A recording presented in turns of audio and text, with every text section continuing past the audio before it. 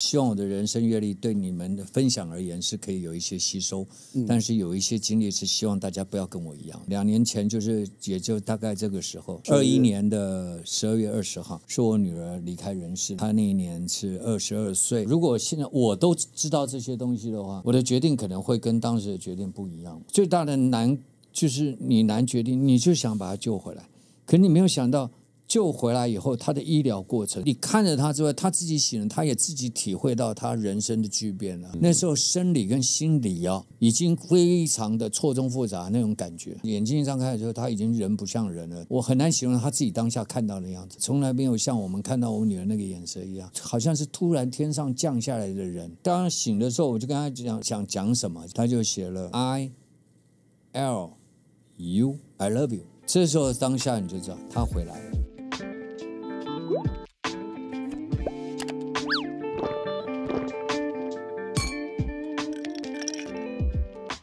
人生不如意十之八九，如果有事来喝杯酒。欢迎来到人生小酒馆，这个单元最主要是分享一些我们觉得有感触的人事物。那我是你的人生好伴，我是小欧。Hello， 大家好，我是 King。Hello， 大家好，来到人生小酒馆，我是不喝酒的包小波。小波哥，那我们其实大家都对你的印象就是音乐制作人嘛。那其实可能很多年轻的朋友，他们对你小时候的这个经历，或者是一些你小时候的一些训练的背景，是会感到好奇的，因为会跟现在的这些艺人有点不太一样，所以可以帮我们大概简短的介绍一下，说你小时候的成长的背景是一个什么样的环境吗？我算3进3出的演艺生态的人，大概17岁出道，那出道的时候是歌手，后来又退幕后做创作，然后后来在唱片公司做行政管理，创造音乐人的所谓的周边商品，其实就是做唱片啦，帮歌手出唱片，然后后来又到幕前做评审，然后呢又在幕后做所谓的节目制作人，然后又在幕前演戏，然后又推到幕后做一些制作公司啊，或是一些像我现在钻研的这 AI 领域的一个应用生成的那个公司，就是3进3出吧。人生百态之中，我觉得我的生活阅历还蛮丰富的。你谦虚了，这超丰富的，好不好？然后也面临到经历了那个不堪回首的那一段了，白发送黑发人这个，我是希望大家不要经历到这个。可以帮我们描述说，你小时候的成长环境是一个跟现在年轻人有什么不太一样？我要这样讲，那真是完全是现在是我们当时的外星人的生活。我们以前真的是原始，跟我在这个同样年龄的，像包括伟忠哥、王伟忠，我们大概就是这样。眷村嘛，眷村那时候都是公共设施比较多，所以我小时候大概在来到都市生活之前，大概有5年到6年是在比较乡下，我们是使用公共厕所。那公共厕所就是男女的，然后呢是用那种木片，3间用木板隔，尿池是用挖的一个坑，比这个5、6岁的孩子还要深，所以5、6岁掉进去，你知道吗？就爬不上来。对，哇，大概是15瓦的灯泡就要去照3间的那个厕所。那时候半夜想上厕所怎么办？必须经历到人生中非常奋斗的那个阶段，就是要有所谓的叫做防备性的姿态，在上的时候要蹲下去的那一刻，你要先看看左顾右盼，因为在微弱的灯光，你要发现要看有没有什么蜘蛛。如果它是静态在那边的话，你可以跟它和平相处。但是你要随时防备说，它万一蟑螂从东边要飞到西边，从你眼前划过，或者是那个拉牙突然要跳在你身上，其实它不是，它是要飞檐走壁。那瞬间你可能就是只有一个地方可以去，就是往塞坑里面跳，你才能躲得过。不然你知道他们就像那个飞檐走壁的大炮那些子弹一样，这样哇，很可怕的。他们只要有人影一进去，当你要踩坑那一刹那，他们真的是非常敏感性的，影子就像有声音的子弹一样，会这样咻咻咻咻咻，所以我刚才讲，就是你上个厕所会造成很恐慌的。以前最大的差别是上厕所，现在变得非常方便了。哦，当然，我所以说现在的厕所又有外星人，便利到几乎我看只差以后就是意识形态的上厕所，你不用动手的，你知道吗？那早期真的很原始的。那小博老师是怎么样进入演艺圈？因为家里的关系啦，我上头有一个很早也是出道的包伟明嘛，歌手嘛。因缘际会就是有一年高2的时候，那时候因为包伟明他要表演啊什么，他就缺舞伴，他自己已经有请2个 dancer 了，他觉得要壮声势，你知道吗？所以再带2个双胞胎的弟弟很容易嘛，不管是要练习啊、排练就很简单嘛。那时候我们还住在一起的时候，练1-2支舞蹈这样子，然后就带我们去表演。印象第一次的表演登台是在哪？白沙湾呢、那时候有3个团体啊，在那天的白沙湾去做表演。薛岳有薛岳的嘛，李亚明，然后再来就是包伟明这样。那时候我们成为第一个户外表演因缘际会，后来被我们的唱片公司发现，就是包伟明有2个弟弟还蛮好的，就想找他们来试音。记得第一次试音的时候试的是那时候刚出片的曹希平，他的第2张专辑叫《9月星空》啊。那时候的曹大哥形象跟现在应该是不太一样吧？个性是一样的，身躯不太一样啊，岁月的刻画不一样。但是印象深刻，因为那时候你能够变偶像的流行音乐的那个材料 reference 不多，还是要经历过试音嘛，然后唱片公司要确认说到底能不能唱嘛，你不能说不能唱硬要你唱，而且那时候的科技技术也没现在好，现在不会唱都变很会唱，对不对？我们那时候真的要实打实，你必须不会唱，你就要 training， 经过老师认可以后，可以了，可以出唱片了，唱片公司才会开始安排录音啊，找制作人这样，所以我们是一路这样试音确定，然后在1986年的时候出道。我能理解，就是以前早期的偶像都还是比较偏实力派，它有一个基础性的实力派，因为比如说你演唱的环境都是真的麦克风，而且那时候没有无线麦克风，都是有线的。你只要在公开场合的活动之下，那些的音响配备通通是实力的。可是我们原始生态的表演呢，还是不敌原始需求啦。我们就被打败，被一条美腿打败。我们有一年已经就是很兴奋的接到，终于是说公开演出，而且你知道，以前就是所谓的秀场，都是档期都是用1个礼拜，能够被邀请到秀场，都是已经是你有影响力啊、知名度之类的，有价值啦，这么说。可是那时候我们初茅庐了，才刚出唱片没有，但是又要生活嘛，你不去秀场你就赚不到钱啊。其他的都是宣传性的，然后终于接到了一场是10天的，而且它是什么？它是过年期的档期，早中晚3场，所以我们到了那个地方叫澎湖，感觉像出国，因为人生没有坐过飞机，也没有，那时候还年轻嘛，那个是18、19岁，因为那个是用戏院改的，戏院那个布幕之下那个舞台就是比较浅，只能放一点点的灯光啊就没了，背景就是本来电影的布幕有没有贴上几张纸这样啊，什么比如说联春晚会啊，就这样用纸贴的红色的大喜字这样。为什么讲说输给那条腿？在节目经理的排节目的流程是这样，越是有影响力知名度的是在后面所以才会有大秀、主秀、压轴。我们这种年轻的新的歌手，一看他节目排完就傻了，因为我们唱开场，原来我们后面才是真的叫秀，然后那个前面有点像暖身的暖场，我们有暖场的，还不是开场，暖场。OK， 我们还有很卖力，这样唱唱跳跳，汗流浃背，然后后来节目主持人就欢迎接下来享誉东南亚，载誉归国，脱衣秀。大白鲨，完全想象不到啊！这就是一个现实。其实人家来看的是看后面，我们只是把那个气氛先炒热。所以我就说，我们再怎么样卖力啊，卖力到这个是汗流浃背，也输给那2条腿。人家一出来就是搏杀这样子，撩一撩走出来这样，还载誉归国。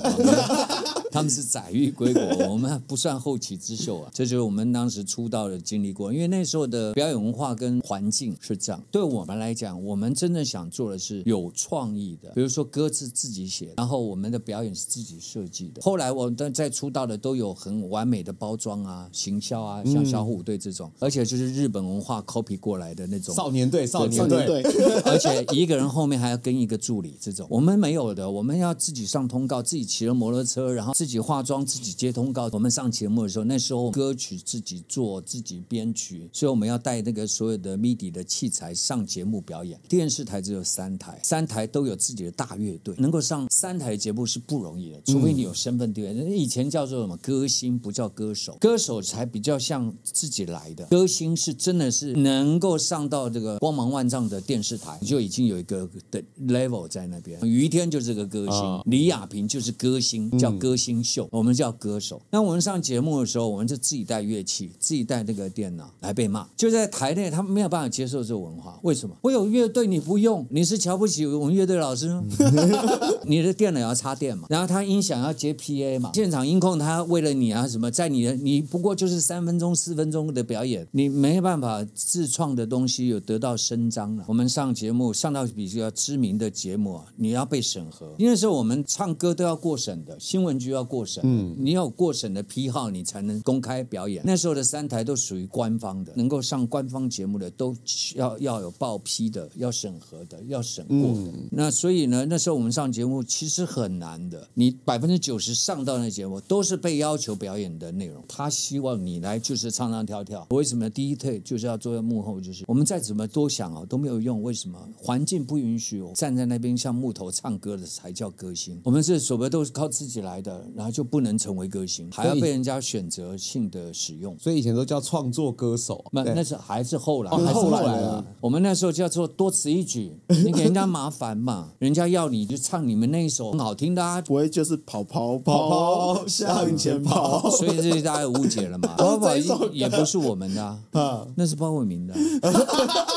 他倒是就是从一而终，不管他经过什么样的年代，他就是从一而终，他就是跑35年了还跑。这就是从一而终的好处。那个标签是定得很清楚，我们是被标签之下模糊的标签。那个环境刚好有一种变化，当然也要因应着观众啊他们的期望。那时候我们能够沟通才艺啊，也不过就是上传统电视，要不然就是什么？你有商品的话，就是广播电台啊，广播电台，对，能够让人家记得留下情绪情感的歌曲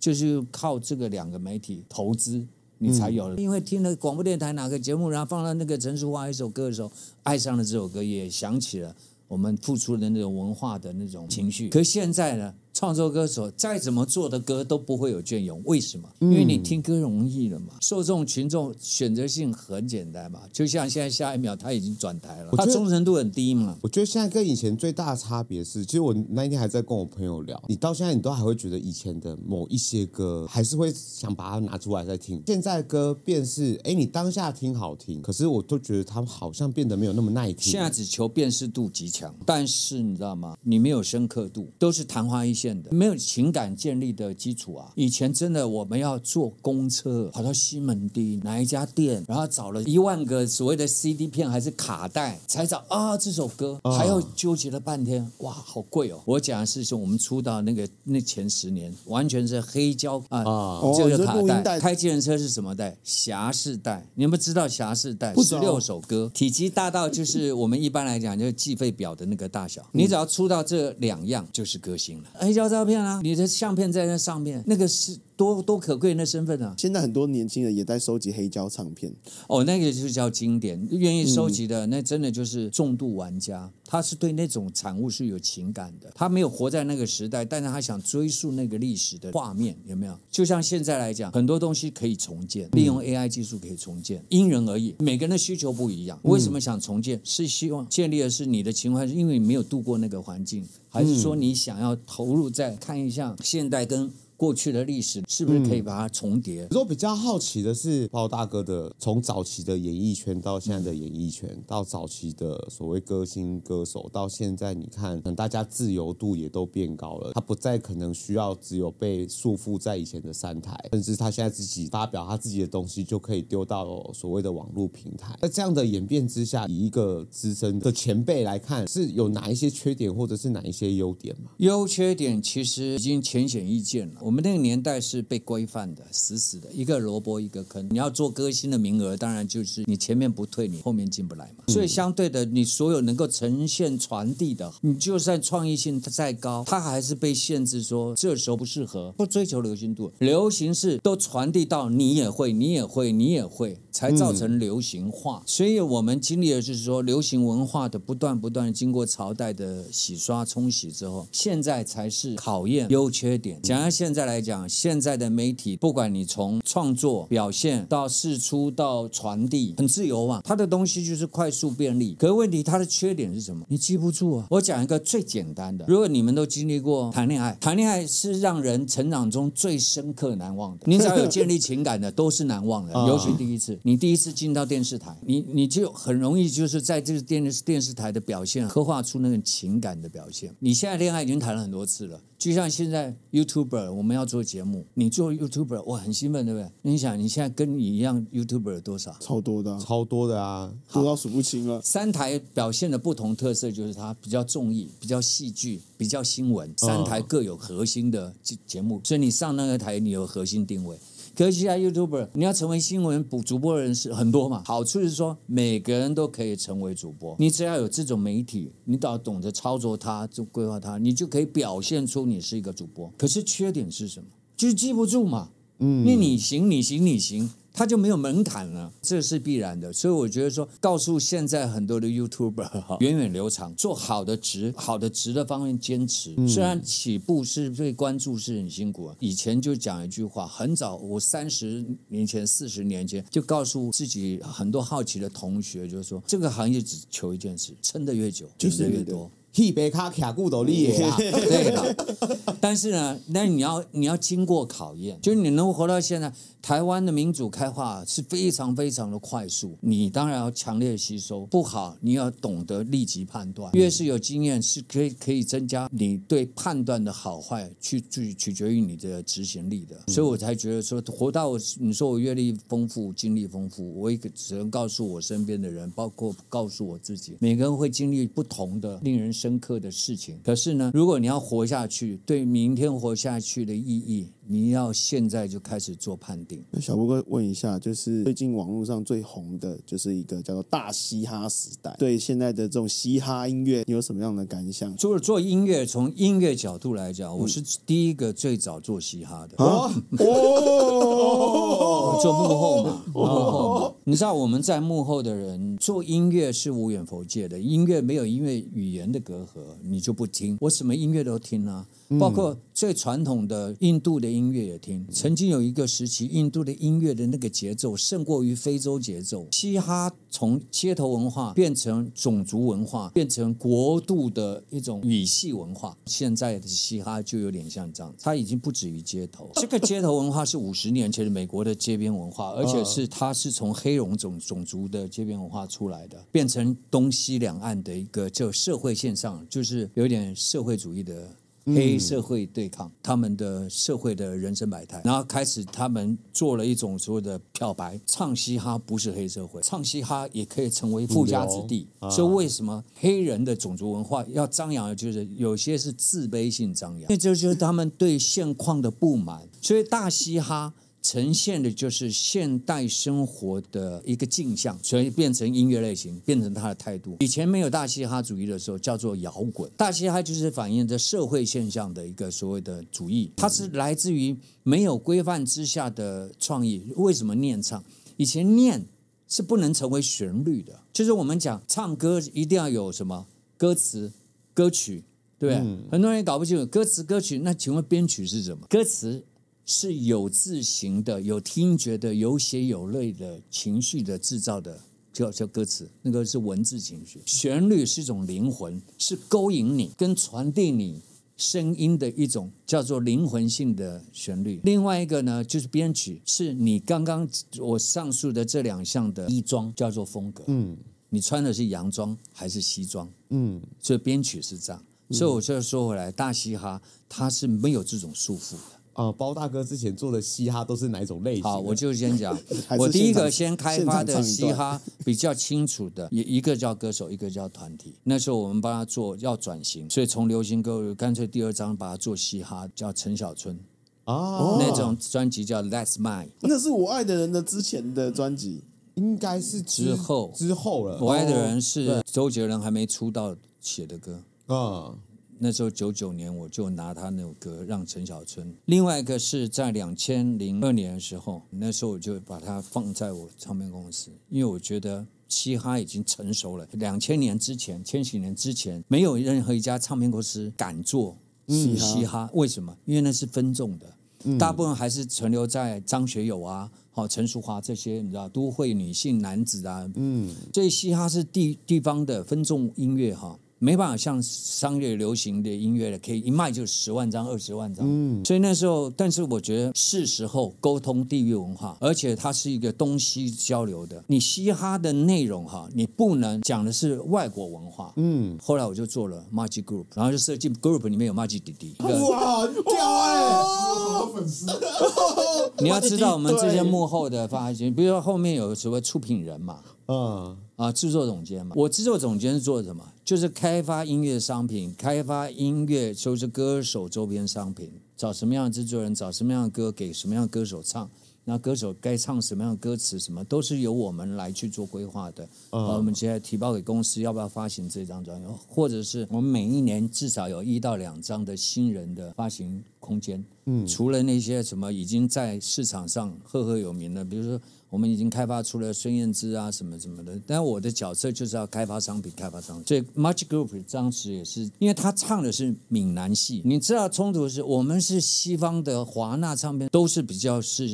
国际性的操作，比如说孙燕姿啊，然后郑秀文啊、张惠妹啊，都比较用国际性的操作，所以最好的就是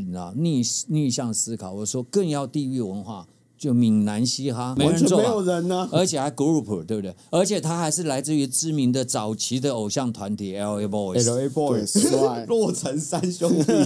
洛城三兄弟，人家说他是嘻哈的什么，他们带来台湾的嘻哈的不是，他们那时候叫 old school。洛城三兄弟当时做的那些是跟嘻哈很像，但是它是属于 old school，就是 disco 之后的那些歌曲 funky 啊什么的。当然在嘻哈里面有一些元素，如果用跳舞来讲，有 locking， 有 popping， 对，有 breaking。因为我本身也很会跳舞，所以我早期也是第一代做 breaking 的，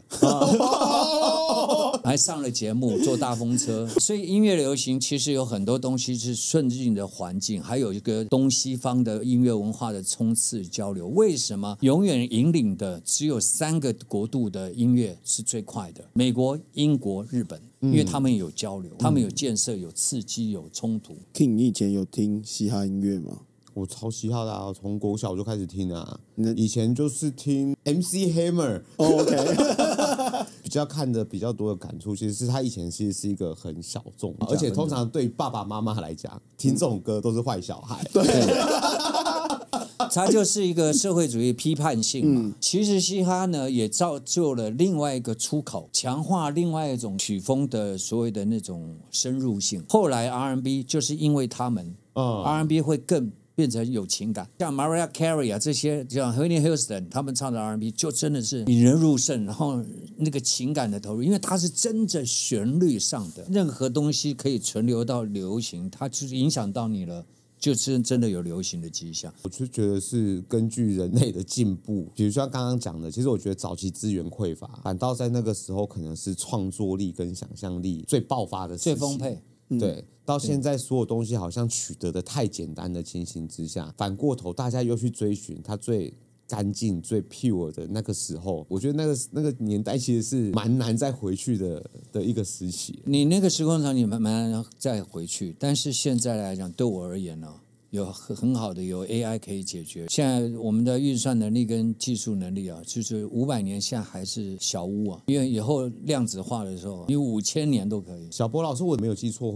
你会接触到 AI 这个部分，应该是跟某一段时期的人生经历，对啊，就是在过去的2年发生的事情。那这个可以跟我们观众分享一下。可以。对，我既然敢现在再出来，就是希望带来一些给大家再认识我的情况嘛。前面我提到的说，希望我的人生阅历对你们的分享而言是可以有一些吸收，但是有一些经历是希望大家不要跟我一样。2年前也就大概这个时候，21年的12月20号是我女儿离开人世的那一天。他那一年是22岁，那因为在20岁当年呢，他因为这个罕见的疾病，没有任何症状的情况之下，只是到了他自己的那时候学校保健署，撑了好多天了，才去验血之后就发现他有再生不良性贫血，而且不是属于那种可调可医治的，就是非常危险。所以当天他在莫名的情况之下就被学校的医护人员说你不能走，你现在直接要到加护病房。经过2次的检查血液，就说你在血液中有一些问题，所以后来就检查出来，原来有一个非常极为严重的再生不良性贫血，他已经异于常人的严重。后来就立即的把他安排回来台湾，然后就在台湾经历了整个治疗。一般经历到有血液的，不管是白血病呢、血癌，只要是血液的，可能严重的话就要经历骨髓移植这件事情。所以我们也是无法避免的，就被算到治疗计划。那我女儿那时候就要去安排匹配，可是医生的判断是来不及等。如果达到要匹配到可以做移植的话，都要半年。就后来实在没办法，我们就赵医生讲了，就做半相合。在这个部分到这个骨髓的治疗计划都还算是可控的。到了他骨髓移植之后，然后离开了那个无菌室以后，回到普通病房，一切的惨无人道的治疗计划跑歪的，也就那个时候开始发生。主治医师讲了一个，在他自己的处理这样的一个疾病的过程上，我女儿的发生的事情是文献第一案例。你叫我怎么接受？脑出血、蜘蛛网膜破裂，在没有任何了解她的情况之下，尤其是住院医师，他们误认为超音波检测下来是有水在肚子，已经发生不可逆的事实以后，才知道原来她不是腹中有水。是因为他胰脏囊肿，因为他用了就是要抗排斥的药，造成了胰脏囊肿。胰脏是最难查测的，尤其你超音波是更难扫到的。当天的血压已经知道多少了，因为120到80是这个高低标的，就是基本安全的。我女儿已经是她高是200，低是多少？120。你要插那个管子，你要考虑她能不能承受那个压力。为什么那个病房12楼就一直有一个标签叫做不倒翁，就是怕这种血液病患的有流血有什么的，怕血压他有脑出血，所以不倒翁就是不要流血，不要有任何造成机转流血的机会。你还插那个让我女儿当场爆血管嘛，就这样而已嘛。她应该是1月8号到了普通病房，在观察之后用药程序跟她身体反应，而且第1年到第2年就18个月的观察是抗排斥的一个所谓的重点期，就实在千防万防，并没有防到说1月17号会被因为插一个鼻胃管让他脑出血。他本身的基本的基础性的病理是不可以动刀的，你就要防出血了，因为它是没有凝血功能，再生不良性贫血就是没有凝血功能，它血小板不会制造，所以成为了史上第一例。我不知道它的根据是怎么讲，是说为了治疗抗排斥而造成脑出血？不是吧？是你那个插鼻胃管，你不应该插吧？你要插，你应该可能要打什么舒缓剂之类，我不知道。你这医疗程序总有医疗程序，因为那个不再叫就急救程序要插管的，不是可是你为了要引流，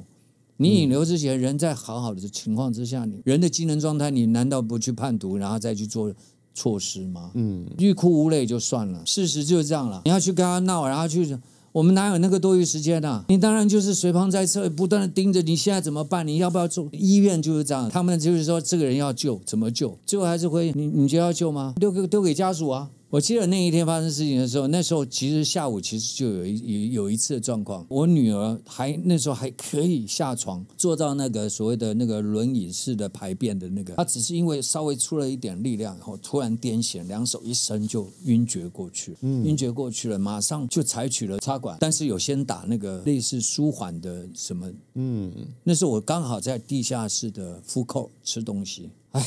我实在是不想再回首当下的任何状况，那时候根本医生来的说法是几乎无望，因为看了那个照片断层，它是蜘蛛网膜扩散性的出血，骨髓移植的时候已经先做了类似那种像癌症有没有他们那种化疗的，就标靶性的针对性。因为什么？骨髓移植是说让新的细胞进去着床然后长大嘛，可是你旧的那些细胞是本身有抗体的原体的细胞，它要先清光，所以它必须要有个适应期嘛。适应期就是不断的会不同周期会出现不同地方器官内脏的排斥性，全身的哦，先反应在皮肤哦。加护病房只有2种，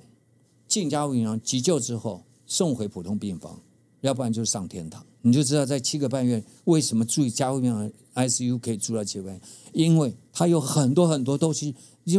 就已经超过了原来主治医师的治疗的。然后出血之后就开始有紧急措施嘛，而且人昏迷了，这好像42天我忘了，反正过了之后就不得不气切，不得不怎样。那个心情就是每一天哈，而且你知道又是在疫情非常严格的时候，我很感谢很多的医生、很多护理人员，我只能恳求对方多一份心，多一份力。对，尤其在非常困难时期，大家都是困难时期，但是我也教化自己，因为这样的经验还是跟我的成长有关，自食其力吧，求人不如求己吧。自己多做一点功课吧。所以呢，我在医院先行去读我女儿要用到的医疗器材，因为最终医生还是丢给你要用吗？而且你知道他那个光插在身体上的管那个器材啊，已经远超过了2个人站的，所以人医生他进来看诊了之后都很难站，所以我们不可能住健保房嘛。我们希望人在最后不管怎么样，这个品质还是对不对？我倾家荡产都没有问题啊！每天充满梦幻，充满了无限的希望。这一针打下去，希望明天的数字好看，没有，每一天都在失望，每一天都在期望，希望，然后就失望。反正就是已经痛不欲生，生不如死这样子。疼痛知觉哈，已经变成是用可视度的来判断，因为什么？他的感知已经错乱了嘛，碰到他也是痛的。我每一天就是坐在我女儿的正对面，因为我女儿只剩下左手1根手指头可以动，每一天都在瞬息万变，下一秒钟可能她人就怎么样，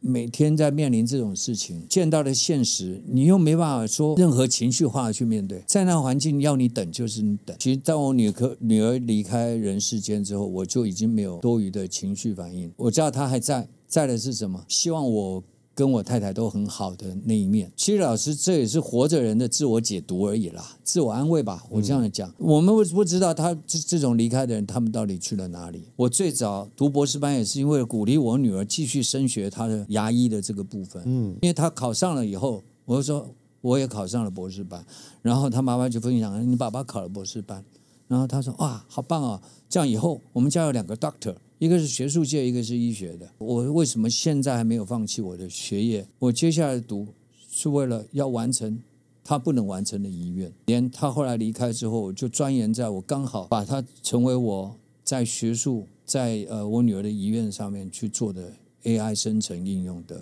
研究。我现在在研究的是虚拟人代言行销理论，用 AI 的技术、生成技术重建了我女儿过去生前留下一些数据，是碎片的数据。我重整它，我现在 AI 也可以重建我女儿的声纹，也已经到了一种，我现在只差一个，就是你看得到她重建后的影像，听到她的声音，甚至已经到了就是我可以跟她对话，讲说今天天气很好，而且她可以跟我对话的时候，她也会想到说，哎，爸爸，我18岁的时候你写了一首歌给我听，所以我现在可以唱给你听。她只差一个就是人体机器人，当然我不会到这个部分。我更甚至现在呢，就是在思考模式跟对应模式、对话模式，我现在也停在这里，我不想再继续，因为有一件事情就是我做这件事情的研究跟生成应用，把它重建。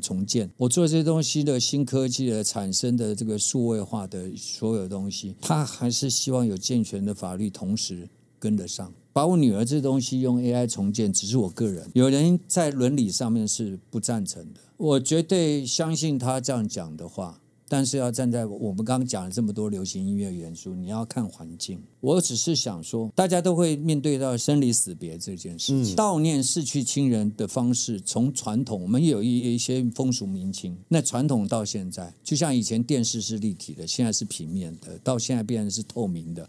都越来形式会改变很大，所以悼念的方式也会因为这个与时俱进的科技的问题。不赞成我这样做的人，我也赞成他的想法是说，如果你对老人家只求让我该走就走。为什么很多人到对生离死别都看得很透的时候，不要急救，急救是2度伤害躺在病床不能自理的人，对看护的人也是2度的情愫伤害，看着被折磨。我就是经历到这样，最终的差别是这样。为什么想持续让我女儿的本来生前的碳基生命的迹象延续在数位世界里面，是因为她跟大部分的年长的人走不一样，她才20岁。我随便你解读你自己的未来，你可以挥霍你的岁月，每个人都有过。我们刚刚讲了很多，穿垮裤定做衣服，他没机会，他连叛逆的机会都没有。所以为什么要从数位里面去复活它，在数位里面想做什么都可以做。经历了很多的过程是很辛苦的，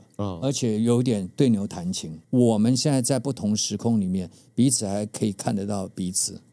那么也希望都往好的地方去发展。比如说我重建他的声音，就往他生前没有做过的，也让他开始就是像我刚刚说的，让他数位世界里面去挥霍去尝试。我后来发现我在做 AI 重建的时候，我就在想说它的功能应该怎么分水岭怎么分清楚。我不是在卖弄科技的好奇，我们真的生成音就出来是有情绪有情感的东西。像我讲说语音的生成，我女儿是重建很困难，因为她没有数据。为什么说现在人你要懂得科技的话，你赶快有机会啊，建立很难能可贵的珍贵的，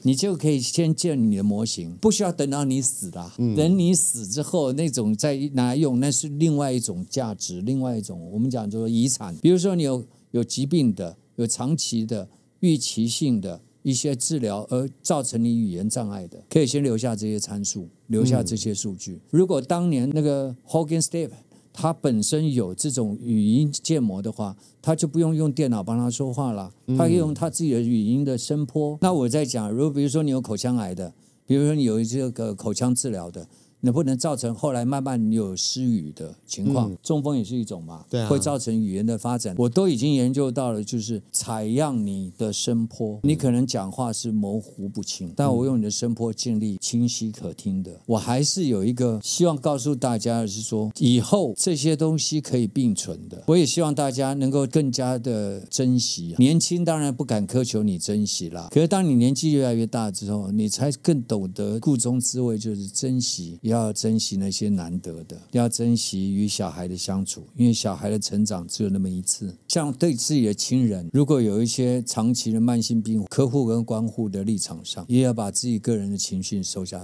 很难很难哈。这个久病卧床哈，会造成很多的那种家仇万恨啊，应该是这样。我看坊间很多啦，这种案例，知道他是一个久病人，很多人就开始讲抛弃了。我还记得我爸爸那时候中风的前一天，其实我们全家大小才去宜兰玩回来，然后隔天我记得我那天下班11点多接到妈妈的电话，你现在赶快回桃园，我说你爸倒下去了。你就看到昨天还好好的一个人，然后这个时候他完全就是有点放电抽搐，然后你叫他也不会再像以往这样子回应你。他那时候还是大中风，所以基本上语言半身不遂。那时候我们当下要决定你到底要不要开刀，其实有一点点像刚刚讲的，所有东西都是你自己要决定的，医院不帮你承担任何责任。比如这一刀开进去会怎么样，他也不敢跟你保证，因为他只要有0.1%的风险，他都会提高至少10%，就是0.1%他都要说成10%，因为他甚至要90%的决定你要自己负责。所以当医生把这球丢回给你的时候，只是你要救的心情跟你不理解到底他这个困难度跟可救性有多少？你不是医学嘛？你懂的话，你就自己做医生了。所以就在天人交战那一下呢，你还是选择的是什么？救啊！你不会去考虑说他救完之后的治疗折磨性是有多大的，还有他承担那个所谓的救出来之后的术后的任何一切的生理状况。我还记得那时候妈妈就把我跟我弟弟拉去旁边的小房间，我妈就跟我们2兄弟讲一个，就是开刀跟不开刀。你这刀开进去，第一个眼睛失明，一定看不到，没有人敢保证，都没有人保证。他也有可能开完之后就变成像植物人一样躺在那边了，你就是得照顾他一辈子。那不开的情形之下，有可能他就会走掉。那我妈那时候问我们2兄弟，那大家现在不要管外面的那一群人怎么讲，因为外面的那一群人，我妈那时候跟我说，他们一定讲一定开刀的，就像刚刚小博老师说，不管遇到什么问题，先救再讲。可是最后照顾他的是我们3个人，没错。我妈让我们3个人，反正三个人投票，总有一个答案出来。可是我妈那时候有给我们一个弹数，不开的情形之下，她也有可能不会走。其实当下我们走出病房之后，我妈决定不开。其实她是一个被众人骂，叔叔啊、奶奶就骂她怎么可以这样不开，冷血，冷血，为什么不救她？我妈常讲就是今天真的开下去发生了什么事情，这一群不是在照顾他的人，他也只是来关心他，能关心多久？实质上是我们在照顾的人，可能要花更多的心力来的。我爸已经躺在那边15年了，那其实我们就得履行当初我们讲，既然他选择要活下来，那其实就是我们的责任了。没错，其实天人交战的难，就像你刚刚这样讲，我就想到，如果现在我都知道这些东西的话，我的决定可能会跟当时的决定不一样。尤其经历过照顾，最大的难就是你难决定，你就想把他救回来，可你没有想到救回来以后，他的医疗过程，你人醒还是有目的的。如果救回来还人醒了，你看着他之外，他自己醒了，他也自己体会到他人生的巨变了。那时候生理跟心理已经非常的错综复杂那种感觉。我女儿醒了第一个，就经过了脑出血急救以后，然后就经历了休克性的败血，然后回来以后，真的眼睛一张开的时候，她已经人不像人了。我很难形容她自己当下看到的样子，从来没有像我们看到我女儿那个眼神一样，好像是突然天上降下来的人。然后呢，有感觉了，有听觉了，有视觉了，我们就要还有看她有没有知觉。左手那时候她还可以比什么呢？3只手指头的活动。当然醒的时候，我就跟她讲，我们就讲说想讲什么，她就写了 I love you。这时候当下你就知道他回来了，他知道你是谁，所以他的那个3个字，所以一直都是我后来跟他有一张照片就合成在一起。那是他脑出血之后醒来写的第一句。我女儿就是在从那个清洗之后，因为同时她也发现她已经被气切了嘛，没办法讲话。她的人生当下他活着干嘛？年纪大，在这个经历之前，他就说：“你不要救我，不要把舍不得建立在未来。你知道，我要承担这个身体不可控的那个治疗的残忍的情况，这是我们一般人不到这个你没办法认知，所以我才会说，救完之后你就要面临这个生命延续之下的残忍折磨性的治疗。是，你知道他就是什么时候走了？为了把脑骨盖回去，而造成了回到最简单的走法——肺炎。其实有时候我在看我爸这样，就像我爸现在可能也都不认得我们这一些孩子们了，有时候看一看都选择。如果有时候你想一想，如果我自己要在那边躺个10几年，我也没办法表达任何东西，我也没有语言能力，我也不能自主能力，那这样子他到底是还算活着吗？还是他只是形式上的活着？而且现在精神的负担全部是身边看护，对，反倒都是由身边的这一些还是就是变成看护者自我解读，都是人为性的牵制的。我女儿是非常。刚刚跳完嘻哈巡回，该丢这些什么学校的 paper 丢完以后，他想学期要结束了，那我去检查一下，因为他有不明淤血嘛，搞了半天就学校说不行，你现在不能离开，马上进来说为什么？你不能流血，你流血你没有凝血功能，因为你的血小板低于常人，我们正常多少你知道？18万到30万，这是我们正常人，他不到4000。既然有了，所以我们就面临到，这个就是你知道吗？人生如果活到这个，因为有病痛，没有那么顺遂的时候，其实不仅是生病的人的痛苦，他要承担被折磨的痛跟苦嘛。照顾人也有心理的苦，我自己过去1年也是有这种心情了，就是面临到家里是这样子。我想英语有一句俗话哈，其实当时我变成是我自己也在想这句话的意思：可怜人自有可悲之处。但可悲的人啊，也有一些他很容易不想让人家看到可怜的地方。我就这种心情，所以不想连外，不想任何表达。其实就讲社恐吧，就是不想面对别人，因为面对别人，人家第一个一定是嘘寒问暖嘛。你好吗？你还好吗？你这个很可惜啊，或者在语义之中都会带来一点你好可怜哦。所以明明知道自己如果一旦对外接触到碰到人家打招呼的时候，你心里的可悲就无形中又要跑出来了。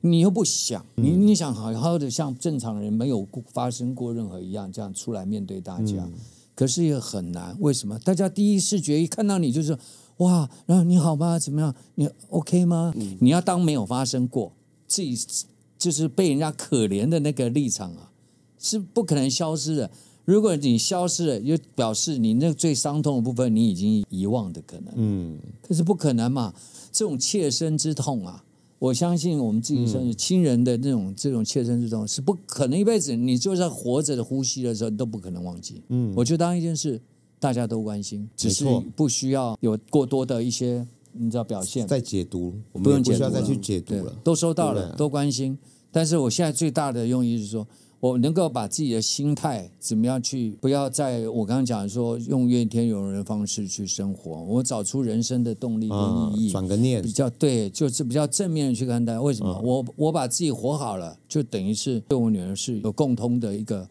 意念。那我就先来做个结尾了。像前面的你，如果说也面临到这样的遭遇，或者是你身旁有类似像这样的故事，也欢迎留言让我们知道你的感想跟目前的遭遇的状况。如果说你觉得不好意思，那就麻烦你 IG 私讯我们，因为私讯你不会被看到，那你可以畅所欲言，帮你分享你自己的故事。What the fuck life， 看来我面对人生抉择是勇气啊。那我们就下期见，拜拜。